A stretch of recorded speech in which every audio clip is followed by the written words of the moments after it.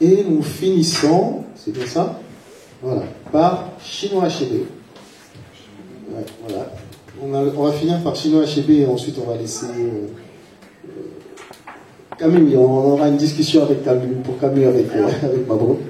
Alors moi, le classique de littérature africaine que j'ai choisi, c'est Tout s'effondre de Chinua Achebe. Alors avant ce livre, vous connaissez peut-être sous le titre Le monde s'effondre, parce que la première édition chez Présence africaine, c'était Le monde s'effondre, mais il a été réédité, c'est un livre qu'on ne trouvait plus, qui n'est plus trouvable, enfin qui n'est plus édité par Présence africaine, et Actes Sud l'a ressorti là récemment avec une nouvelle traduction, donc un nouveau titre, Tout s'effondre. C'est un livre le nouveau titre, c'est simplement pour des questions juridiques et légales. Oui, tout à fait. C'est un écrivain nigérian qui est décédé en 2013, hein, je crois, il y a peu de temps. Un livre qui date de 1958. C'est un livre qui parle du peuple Igbo dont est originaire Chinua Achebe, qui raconte le parcours d'un homme Okonkwo, je crois que c'est son nom. Alors j'ai beaucoup de mal avec les noms nigérians, donc je vais vous épargner les noms. Le parcours d'un homme, l'histoire se situe à la fin du 19e siècle, donc avant l'arrivée des colonisateurs, dans un village Igbo, et on a pendant toute la première partie une description alors extrêmement intéressante, et pourtant Dieu sait si au départ ça pourrait ne pas m'intéresser, en tous les cas moi, la vie et les coutumes d'un village du Nigeria, d'un petit village. C'est extrêmement documenté, les personnages sont très bien décrits, et on assiste à toute la vie quotidienne dans un village, la condition de la femme, les croyances, c'est vraiment extrêmement intéressant. Et ce personnage Okonkwo, il va lui arriver quelque chose qui fait que, selon la tradition, il est obligé de s'exiler pendant 7 ans parce que il tue malencontreusement quelqu'un de son clan. Donc là, même s'il n'en a pas fait exprès, il est obligé de s'exiler.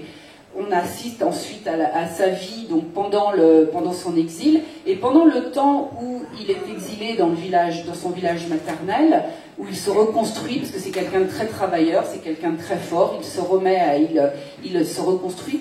Pendant ce temps, les missionnaires blancs sont arrivés dans son village, et quand il va revenir dans son village, le village, les codes ont changé, puisqu'il y a à côté des traditions qui perdurent, il y a l'intégration de la religion par les missionnaires. Et c'est pour ça que ça s'appelle Tout s'effondre, ou Le monde s'effondre, c'est qu'il y a une coupure dans sa vie, il y a avant et il y a l'après l'arrivée du blanc, et ce qui expliquera une fin dramatique, parce que ce personnage Okonkwo tient à sa dignité et n'est pas prêt à renier ses origines. Donc en fait, c'est un livre qui montre la différence entre la différence entre la culture traditionnelle africaine et la modernité. C'est vraiment et c'est un livre qui est extrêmement bien écrit, qui est très intéressant. Enfin, moi, j'ai pris un plaisir extrême à le lire, alors que je vous dis, c'est pas quelque chose qui m'intéressait spontanément au départ. C'est le livre, je crois, qui est le plus étudié sur le continent africain, le plus vendu sur le continent africain de tous les temps. Et c'est vraiment un livre extraordinaire que je vous conseille vraiment beaucoup. C'est un incontournable, non seulement parce qu'évidemment c'est le plus vendu de tous les temps, mais Chinua Achebe, comme cher American, questionne beaucoup la question non seulement de la culture, mais aussi de la confrontation à l'autre. La question de ce que l'on perd et de ce que l'on gagne. Parce que contrairement à ce que croient beaucoup d'Occident, les Africains se posent des questions de ce qu'ils perdent en allant au contact de l'autre. Et il y a beaucoup d'auteurs qui ont questionné, qui sont posés ce genre de questions. Et là, ce qui est extraordinaire, c'est justement le côté avant, où on ne porte pas de jugement. On dit simplement, voilà comment c'était avant. On ne porte pas de jugement, mais on montre bien qu'il y avait une culture avant. Exactement. Et que la culture n'est pas arrivée avec les... Alors, il ne porte pas de jugement de valeur, bien qu'on puisse quand même imaginer... L'auteur, évidemment.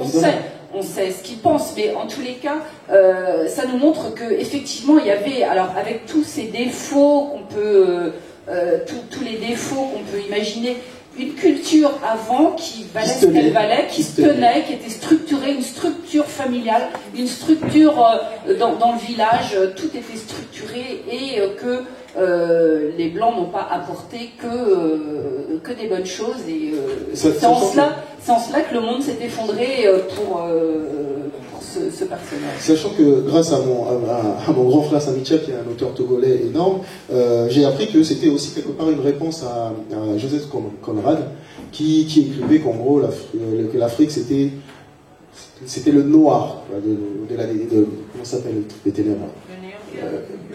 Le cœur des ténèbres, voilà, qui a rien avant. Et c'est aussi quelque part une réponse pour dire si il y avait une société, une structure qui se tenait avec ses défauts. Par exemple, là-dedans, chez les Igbo, les jumeaux sont rejetés, sont jetés dans la forêt. Donc il y a des choses qui sont, quand on va le lire, on va juger, c'est dégueulasse. Mais non, je suis pas d'accord avec toi. On va pas le juger justement. Et c'est ça, c'est pour ça que ce livre est extraordinaire. Sur le regard d'aujourd'hui, avec le regard d'aujourd'hui. Non, avec le regard d'aujourd'hui, avec mon regard de moi d'occidental, je n'ai absolument aucune. C'est tellement bien écrit que je ne peux pas avoir un jugement sur ce qui se passait avant. Je suis désolée. Donc il y a cette partie-là avant, mais par exemple un des points importants moi qui m'avait marqué dès ma première lecture, c'est à partir du moment où les colons arrivent, par exemple, vous voyez quand ils tuent par accident quelqu'un, la punition c'est que vous êtes exilé 7 ans dans la famille maternelle. C'est rien que ça, c'est une disgrâce énorme. Il va dans le village de sa mère. Ça suffit comme étant une punition. Et tous ses biens sont détruits et autres. À partir du moment où il y a une administration, à partir du moment où il y a une administration coloniale, à partir du moment où il y a une administration coloniale qui arrive, à partir du moment où il y a une administration coloniale qui arrive, qu'est-ce qui se passe? C'est qu'il y a la prison. Ils sont là, on bâtit des prisons. Ils sont dans une société où il n'y a pas de prison. Il y a d'autres moyens de punir les crimes. Oui, mais les deux missionnaires qui arrivent secondairement, la colonne n'a pas du tout la même. On est d'accord. Il y a aussi l'approche qui n'est pas la même. Mais une des choses qui justement surprend au Congo quand il arrive, c'est qu'ils sont enfermés. Ils sont emprisonnés par rapport à une faute. Et ça, c'est quelque chose qui ne correspond pas à la société. La société a d'autres moyens de punir les gens que par le biais de la prison. Et vient une culture où, pour punir, on enferme. Et c'est vraiment une des choses qui montre le choc, la confrontation entre les cultures, des façons de faire totalement différentes. Au Congo, il est totalement halluciné par la manière de faire parce qu'il ne comprend pas. Il ne comprend pas comment ça peut lui arriver, avec des chefs de village, d'être enfermés et d'être battus.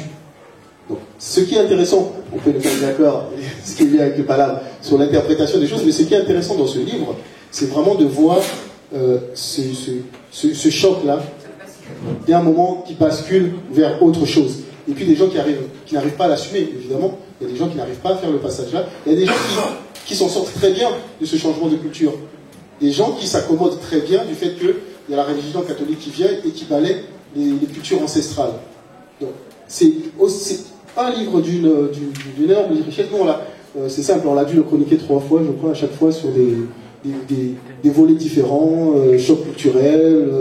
À chaque fois qu'il y a un thème, on arrive toujours à caser ce livre. Donc voilà. Donc, Françoise, le dernier mot. Juste pour conclure, je suis désolée, je suis obligée de m'en aller, moi.